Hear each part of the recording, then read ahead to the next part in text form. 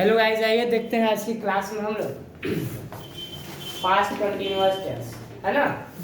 तो यहाँ पर हम आपको क्लियर करेंगे पास्ट कंटिन्यूअस टेंस और वॉइस भी। तो देखिएगा यहाँ पर दोनों आपको लिखे हुए हैं। वॉइस में देखते हैं, पहले टेंस देखते हैं। पास्ट कंटिन्यूअस टेंस से बोलिए या पास्ट इम्परफेक्ट टेंस बोलिए या पास्ट प्रोग्रेसिव टेंस बोलिए, दोनों का मतलब सेम होता है, तीनों का। यानी इसका ये होता है कि कोई भी कार्य भूतकाल में शुरू होकर और भूतकाल में ही जारी होता है ना।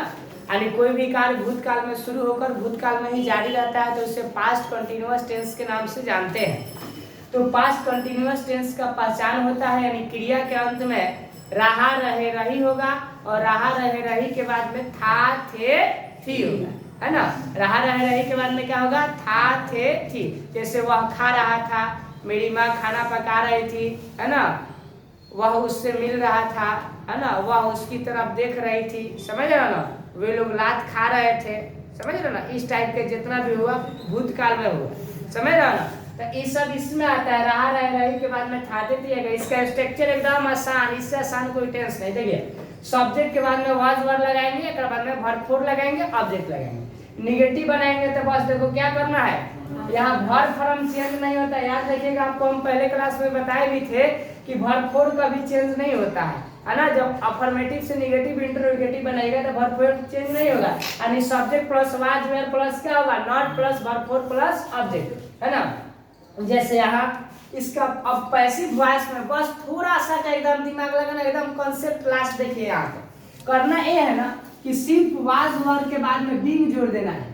एक आपको यहाँ पर हम ट्रिक दिए थे कि जहाँ जहाँ वर्ब फोर रहता है ना, उसका पैसिव बनाना होता है तो इसमें बीइंग जोड़ देते हैं तो वो कंप्लीट हो जाता है। जहाँ जहाँ वर्ब थ्री रहता है उसमें बीइंग जोड़िएगा तो कंप्लीट हो जाता है। जैसे देखिए, ये वॉइस में क्या है, टेंस और वॉइस में अंतर यही है, सिर्फ बीइंग का।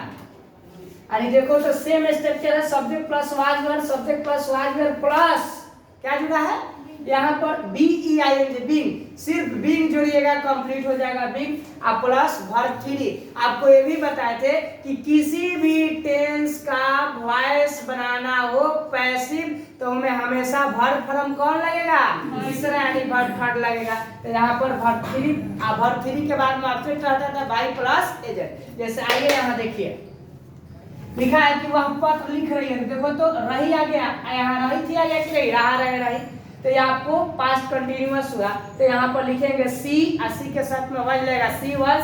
अब वर्ब फोर लिखने का क्या होता है? राइट। तो राइट का वर्ब फोर राइटिंग, तो सी वॉज राइटिंग अ लेटर। इसका जब बाबू हम पैसिव बनाएंगे तो ये देखिए, ए लेटर जो हो गया ऑब्जेक्ट हो गया, यानी ऑब्जेक्टिव केस। आई क्या है? सी क्या है?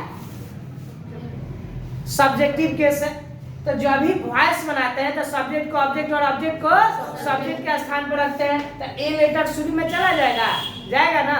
तो यहाँ पर हम क्या लिखे हैं? A letter. ए लेटर यानी लेटर के अनुसार वर्ड लगेगा कि वर्ड लगेगा? देखिए यहाँ पर स्ट्रक्चर है, क्या लगेगा? वर्ड्स की वर्ड वर्ड्स।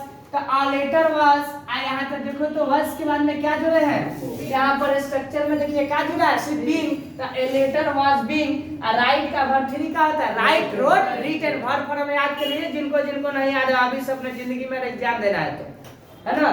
रिटन, रिटन के बाद में क्या लगेगा जी? बाई। अब देखो हर जो सी है सब्जेक्टिव केस, तो इसका ऑब्जेक्टिव केस क्या होता है? सी का हर होता है। कोनो दिक्कत?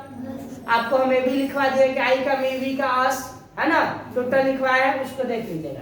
अब एक और देखिए, मैं तुम्हें अंग्रेजी पढ़ा रहा हूँ। देखो डबल ऑब्जेक्ट है इसलिए इसमें लिखा है अंग्रेजी और तुम्हें है ना जी।